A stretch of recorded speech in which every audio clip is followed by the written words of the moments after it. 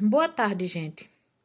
Assim, eu passei uns dias sem poder gravar vídeos nem fazer lives por conta de uns problemas, né, em casa que estavam tomando meu tempo. Aí agora eu queria mostrar uma coisa, falar sobre uma coisa, porque o povo sempre diz, né? Diz assim, a gente tem que agradecer a Deus pelo que a gente conseguiu, pelo que a gente tem. Mas assim, a gente resolve um problema e diz: agradeça a Deus. Graças a Deus o meu problema se resolveu. Mas assim, o que é engraçado é que esse Deus nunca age sozinho. Ele sempre precisa que o ser humano tome a iniciativa primeiro, né? Assim, ninguém nunca. O que a gente vê na realidade é que para uma pessoa resolver o problema dela, ou é ela que faz alguma coisa, ou alguém ajuda. E é uma ajuda humana. Nunca apareceu nenhum anjo. Assim, é claro que se diz muito assim, quando uma pessoa ajuda outra. Ai, Deus enviou aquela pessoa e aquela pessoa me ajudou. Mas é sempre uma ajuda humana. Nunca, não há nenhum registro confiável de uma ajuda sobrenatural. Ou de que um anjo tenha descido na terra para ajudar uma pessoa. Digamos assim, as pessoas assim, né? É sempre assim, gente, tanto católica quanto evangélica, quando se cura de um câncer ou de qualquer outra doença muito grave, aí agradece a Deus, né? A gente vê muitos católicos que vão para essas romarias, para essas procissões religiosas, não é? Pagar promessa a santo quando se curam de alguma doença, quando conseguem resolver algum problema grave, aí dizem que foi graças a Deus, ou então que foi graças a Jesus, foi graças a um santo tal. Mas é sempre assim. Deus nunca age sozinho. Ele é onisciente, mas ele é assim, ele sempre precisa que um ser humano tome a iniciativa. Digamos que eu descubra que estou com câncer. Aí eu vou ao médico, o médico faz a biópsia, aí dependendo do resultado ele vai me indicar um tratamento, uma cirurgia, quimioterapia, radioterapia. Aí, claro, eu vou me tratar. Aí se eu me curar, a quem eu devo agradecer? A Deus ou ao médico, que usou de todo o conhecimento dele para me salvar? José Saramago, ele ficou muito doente uma vez, aí ele disse que não tinha que agradecer a Deus, tinha que agradecer aos médicos. A senhora católica, que vivia me chamando para a oficina de oração, uma vez ela perguntou: Atenéia, se você não acredita em Deus, em quem você vai contar quando você ficar doente? Eu fui clara, eu disse: nos médicos. Aí ela perguntou: mas Atenéia, quem deu sabedoria aos médicos? Engraçado, né? Um médico passa anos estudando para ter conhecimento para poder salvar vidas, ou então retardar o avanço de uma doença degenerativa, ou então melhorar a qualidade de vida de um paciente que tem uma doença crônica ou degenerativa. Aí é Deus que deu sabedoria. Como se sabedoria fosse uma coisa que alguém desse como quem dá um presente. Tem também uma música de Cassiane que minha mãe ouvia muito. E hoje eu digo que essa música me enoja, né? Vencer ou vencer. Que ela canta bem assim: não diga que a vitória nunca vem, pois Cristo a vitória pra você Deus tem, né? Se o mar da sua vida em frente está, Deus abriu o caminho pra esse mar. A mensagem dessa música é toda mentirosa. Dá a ideia de vitória como se vitória fosse um presente, algo que você recebesse de graça. Mas não é. Vitória é algo que você conquista, muitas vezes a duras penas.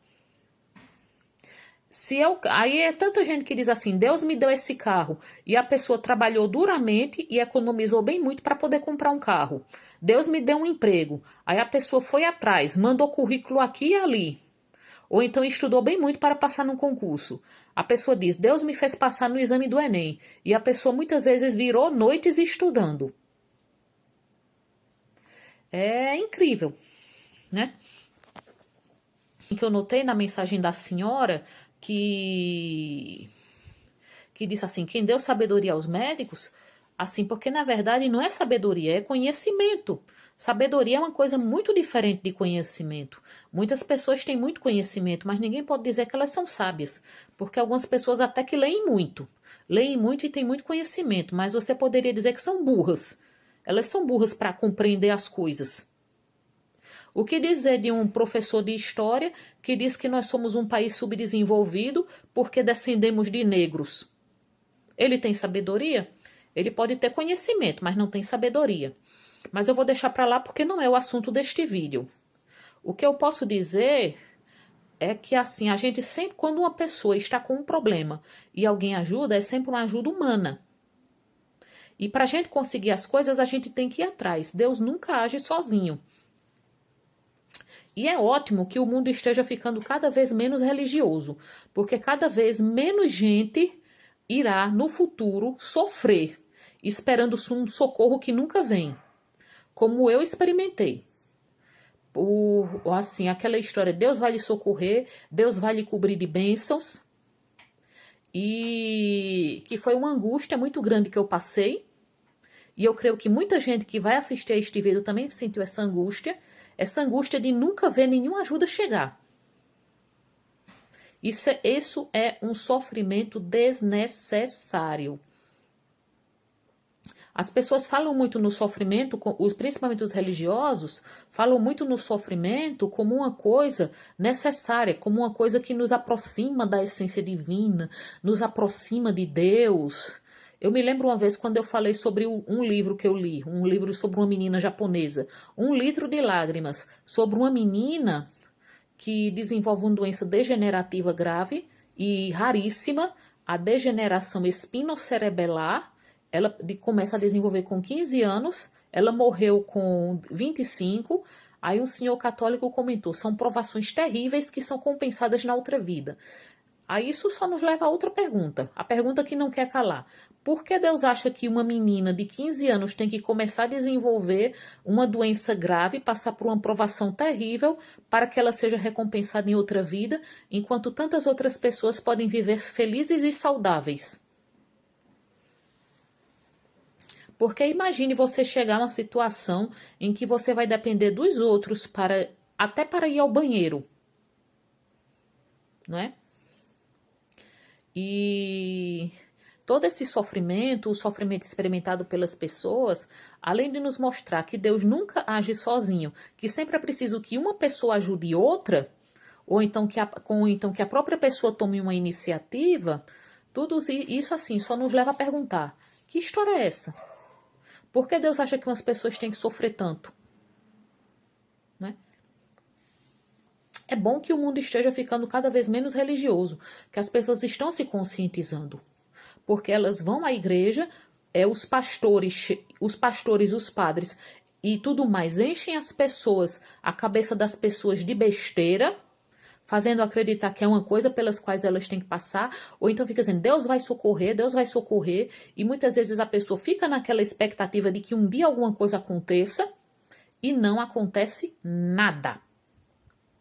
Ou então, supostamente, só acontece algo depois de anos de sofrimento. Como uma mulher conhecida minha que passou a vida inteira sofrendo com um marido infeliz. Ela só se libertou depois que ele morreu. Depois de 35 anos de casada. Um marido abusivo em todos os sentidos. Aí quer dizer que Deus resolveu agir depois de 35 anos?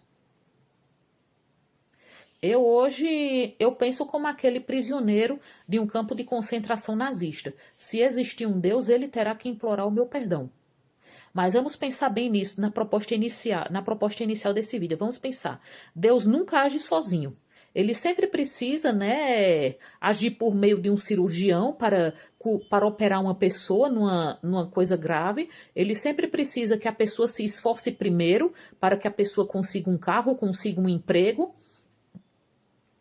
É claro que quem é religioso irá usar desculpa, porque eles sempre irão usar uma desculpa, né? E nessas desculpas eles se contradizem, eles dizem, Deus vai lhe mandar um emprego, mas se você mesmo não for atrás, você não vai conseguir nada.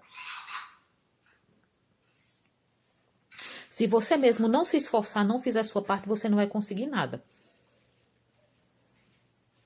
Então vamos pensar bem. Boa tarde.